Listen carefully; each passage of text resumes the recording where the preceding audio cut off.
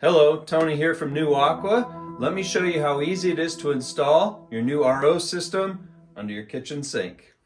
Let's check out the Tankless RO system. You can see that it has this magnetic lid that holds the filters. There's 1, 2, and 3 filters for all the different elements.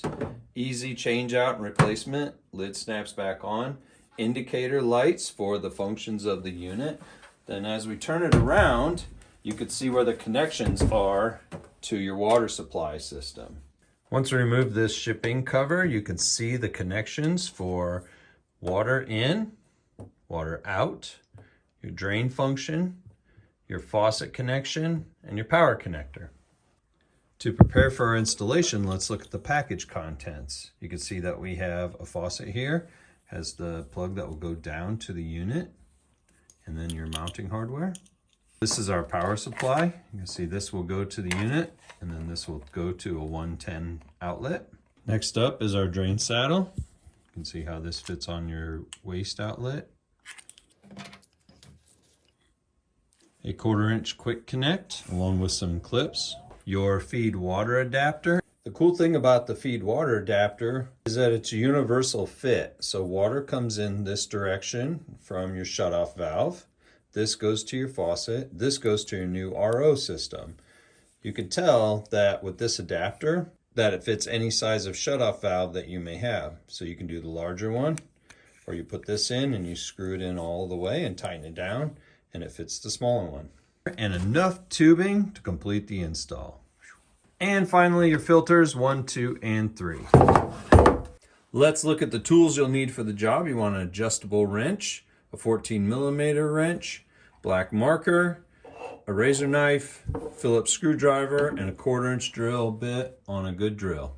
The most important piece is the water stop leak valve. This prevents your cabinet from getting flooded in case your connectors leak. When water comes in through the inlet valve, comes in through here to your faucet, then this goes to your RO system. This goes between the water coming in and your RO system. You can see that it says in, and then it travels through here and then back out here, and that goes to your RO system. The cool feature about this is it's placed lowest in your cabinet, right on the floor of the cabinet, and you put in this little disc and you clip this shut. And what happens is, because it's low in the cabinet, if you have a leak, any water that starts to build up on the floor of the cabinet swells up the disc and shuts the valve. Then no more water is going to your entire system. That will save your cabinet from damage. Now that we have everything ready to go, let's locate the cold water valve so that we can start the installation.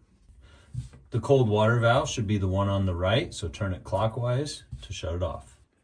For new installations, you can disregard this step, but if you've been previously using your faucet, after you shut off the water, you'll want to open the valve there, let all the water drain out. You can leave it open, and then that way you won't have a wet mess underneath your cabinet. Let's install your feed water adapter onto the cold water valve using a wrench. To catch any drips or anything coming from the disconnection of the fittings, you want to place a towel underneath here so that the bottom of your cabinet doesn't get all wet.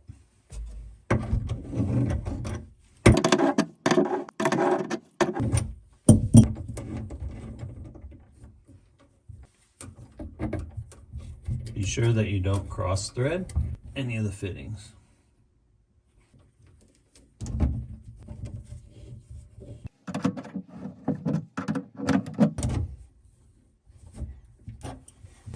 I'll use a larger crescent wrench to tighten the larger fittings.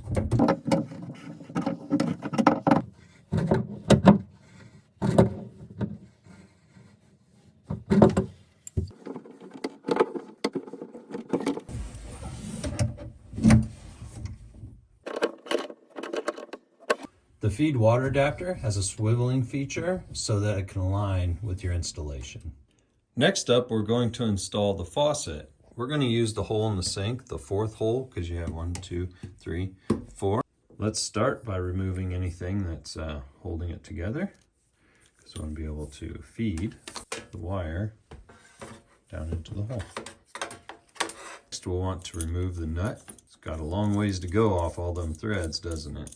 But remove that, and then that'll remove the washer, the metal washer here, and then there's a rubber one there.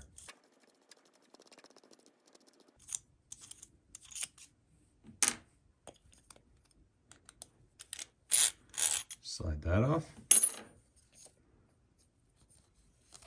And we'll slide that off. Make sure that you note that there is a rubber O-ring to seal on the top of the sink.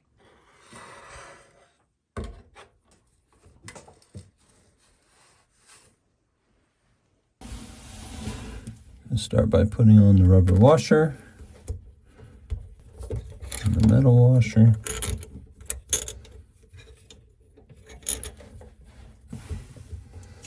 And then the nut.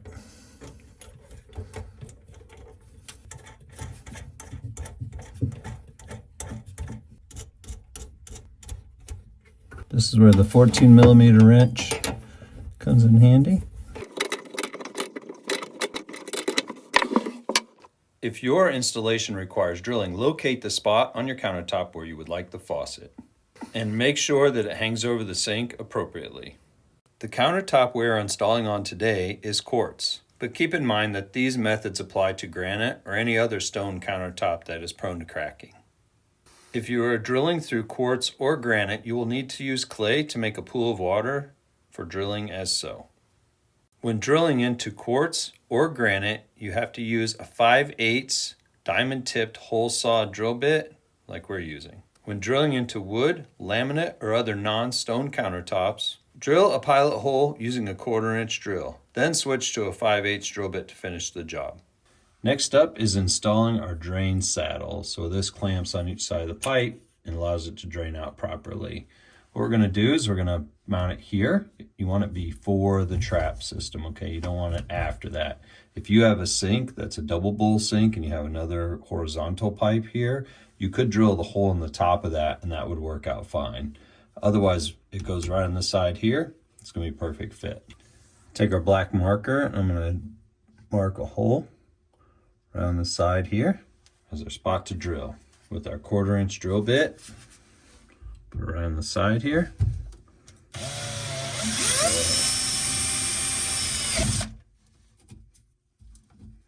Comes with this foam gasket that has adhesive on one side.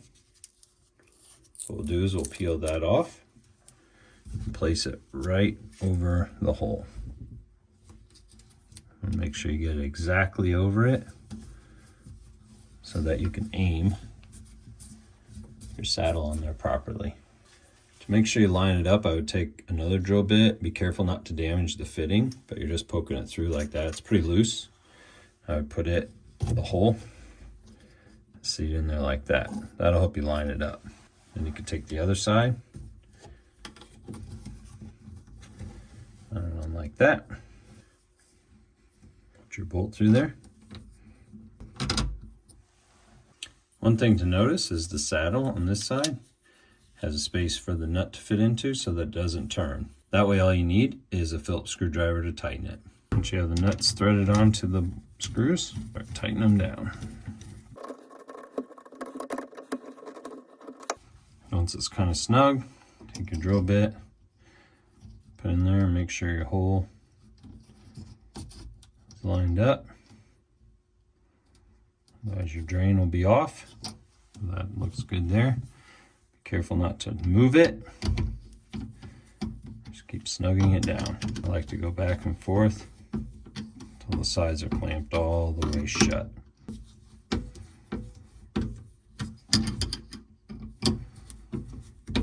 Getting close.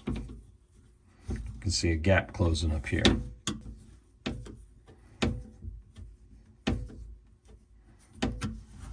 Now it won't budge at all. Should be good to go.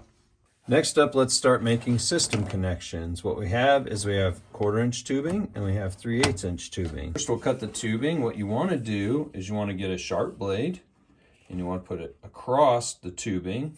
And I like to use an old board to cut on. And I'll go across the tubing and I'll push with the tip using a downward stroke to cut through it, and then cut the remaining part off. See how nice and square that is? That way it will fit into the quick connect fitting and not leak. Next, what you do is you push it all the way into the quick connect fitting till it's seated in there all the way. Then you'll take and pull up on the ring there, and utilizing the clip, put it in underneath of it. By pulling it up, it grips inside of there and keeps a leak-free connection. Let's install our water stop leak valve. You're going to want to place the disc tray towards you, so in case it ever gets triggered, then you can, refill it and reset the system after your cleanup, and you'll be good to go. Let's place it on the floor of your cabinet, right next to your unit. That way it has easy access and it's mostly out of the way from anything else in your cabinet. Takes just 4 screws to fasten it down.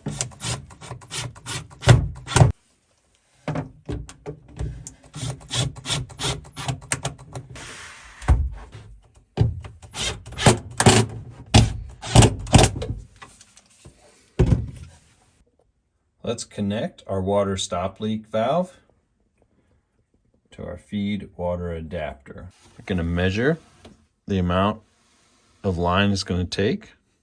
This is our in, the one closest to you, right to here.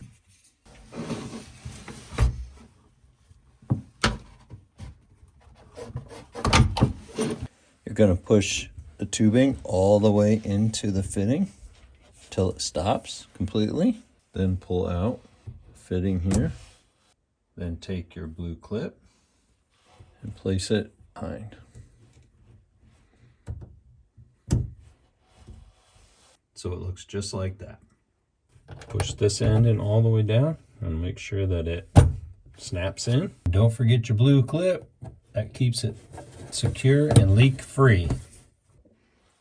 Let's do the hose in the back. We're going to push it all the way in. That. As you can see, we have water coming in, going to our stop leak valve, and that'll go to our unit. Let's connect the 1/4 inch quick connect for our faucet. So without the blue clips on, let's push it in all the way till it stops. And you're going to pull a little bit so that there's a gap there. Then you're going to take your clip and push it on. That'll hold it and make a secure connection. The same goes for the faucet connection. If you notice, I don't have the blue clip on there. Push it up all the way. I'll pull it slightly and place the blue clip. What we'll do next is trim the excess tubing. The RO unit is about 9 inches tall. What we'll do is we'll just cut this. And we'll take the remaining 1/4 inch tubing and stick it into the drain tube saddle, just like that. And then what we'll do is put a blue clip in here to secure it. Just like the last one, what we'll do is we'll go in and cut the excess tubing. Let's review the connections that we have. We have water coming in from our valve to our stop leak. We have water line to our faucet. Then we have water that goes out through our trap.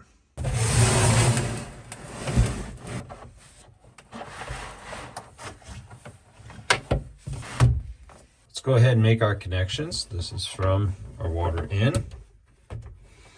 And we're going to push all the way down until it absolutely stops. Next is our water out. This is our faucet. If you've purchased the optional alkaline filter and the ultraviolet sterilizer, now is the time to install those. Mounting the UV filter has 2 slots in the back that a mounting plate fits into. The mounting plate gets fastened to the wall with screws or double-sided adhesive. Then all you do is you hang it like that and it's stuck to the wall. I'm going to use the included mounting disc.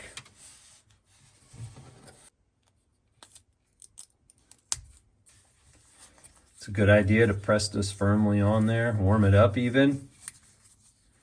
Also in the package, you'll find 2 short screws, 2 long screws with inserts.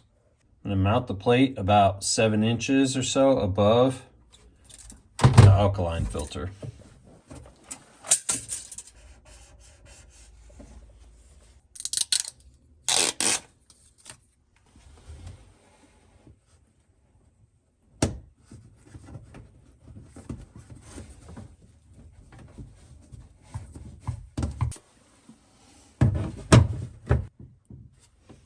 Let's start by connecting the faucet to the UV sterilizer. When determining your length of tubing, you want a nice gentle loop with no hard 90-degree turns. To connect it, let's go ahead, remove the unit off the mount. It says in and out. Gonna go on the out. Connect a second piece of tubing on the in.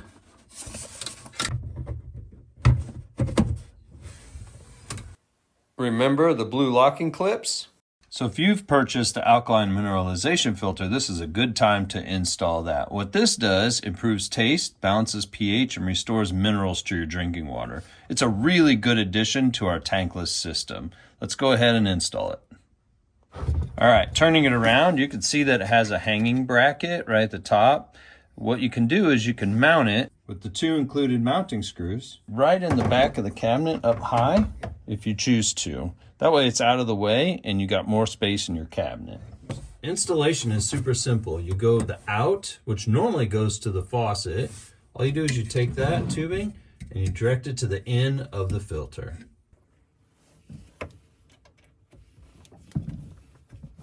There's out from the main unit. And we'll go in. Inside the filter. Move the clip.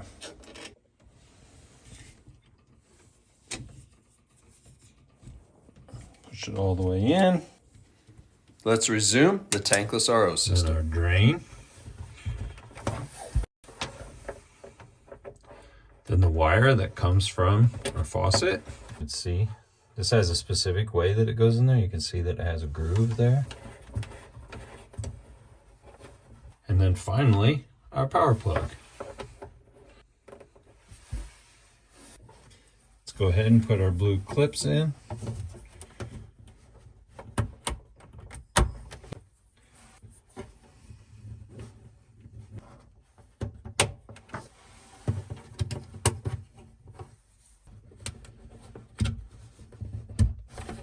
Bundle it up.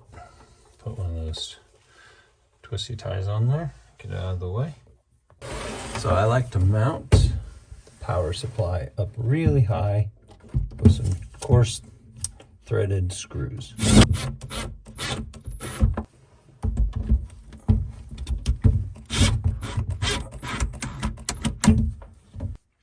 Let's go ahead and put our 3 filters in there before we power it up. Filter 1 goes into filter 1 spot. Filter 2.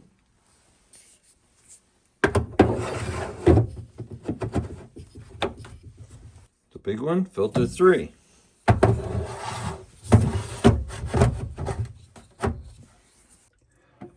So before we do our system startup, we always check connections and make sure everything is pushed in all the way. I make sure there's no disc in here and that this is closed because that prevents any water from going through here, because we want to systematically check things in order. Next, we want to double check and make sure that all of our fittings are secure. Now you don't want to over tighten these because they are plastic, but giving them a little turn just to make sure is always a good idea, or at least just feel it, you know. So if you're checking this one, make sure it's good. Check this top one. Yep. And make sure the valve is off. This is off and this one is off. Please note, it's important to have your water pressure in the correct range for the system. This system's operating pressure is 14.5 to 58 psi. So please refer to the water testing video for more information and how to adjust your water pressure. You can click the link above.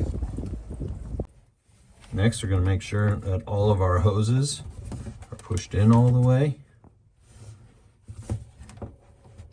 and secure.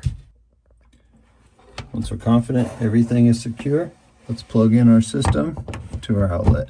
Please note, typically outlets under the sink, the top outlet is for garbage disposals, so it's connected to a switch above the counter. The bottom one is hot for other accessories, such as our water systems. After plugging in the power cord, you'll notice that the standby light will pulse on and off. The flickering that you see is just the frame rate of the screen, so we're still in standby mode. Another very important thing to check is that your cartridges are inserted all the way and locked into place, just like that. So double, triple make sure that those are locked in place. Let's open our main valve. Now that we have pressure, everything's on. What we're doing is we're checking for leaks here and here, because that's the only place it can go right now. So it looks like we're good. Now that we've detected no leaks here, we're going to turn on this valve to the system.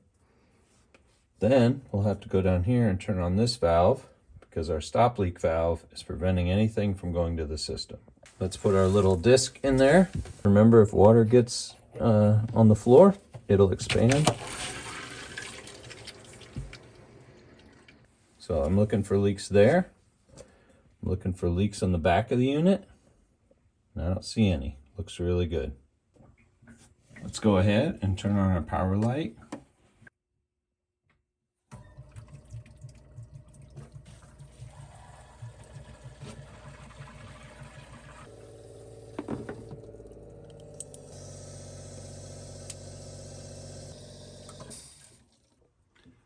Now let's turn on the faucet.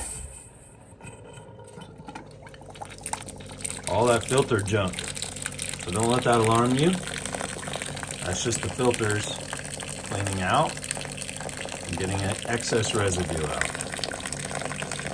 So don't be alarmed. I said to let it run for 10 minutes. All I did was just plug the sink so that I can, see what's happening. The light is blue, so that means we're good on this faucet.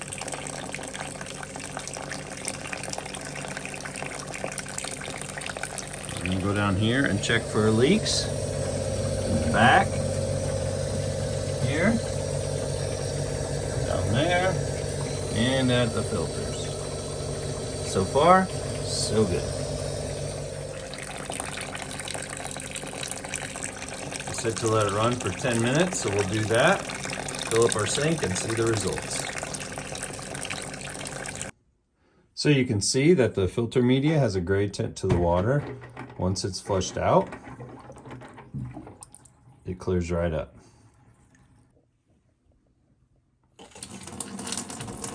Now that the filter media is flushed out, you see it's nice and clear. Let's check one last time that there are no leaks. Look in every location and make sure that it's completely drip free. Looks good. We don't have any water on the unit. That was a success.